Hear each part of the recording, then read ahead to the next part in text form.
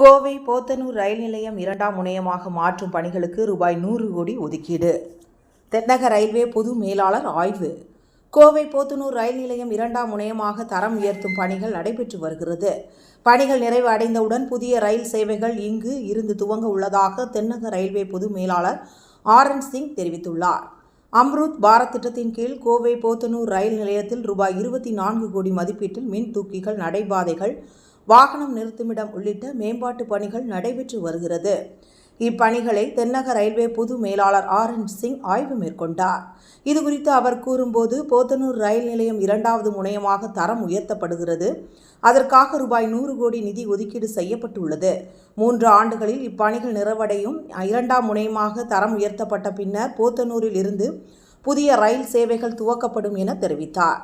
சென்னை எழும்பூர் ரயில் நிலையம் போல கோவை போத்தனூர் ரயில் நிலையத்தை 2வது முனையமாக மாற்ற வேண்டும் என இங்கு உள்ள தொழில் முனைவோர்கள், ரயில் பயனாளிகள் கோரிக்கை வைத்து வரும் நிலையில் விரைவில் பணிகள் துவங்கி 3 ஆண்டுகளில் நிறைவு அடையும் என பொது மேலாளர் தெரிவித்துள்ளது. இதனால் ரயில் பயனாளிகள் மத்தியில் வரவேற்பை பெற்றுள்ளது.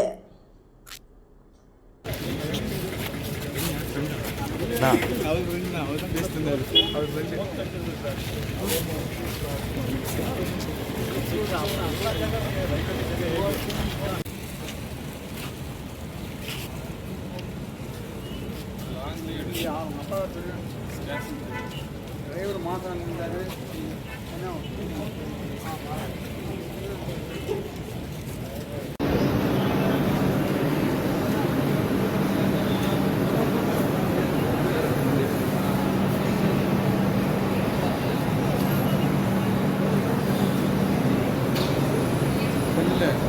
சொல்லுங்க ப்ரோ.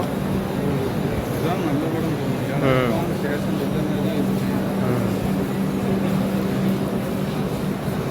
ஆக்சுவலாக இதுதான் ஃபோட்டோவில் ட்ரெயினும் இருக்குது.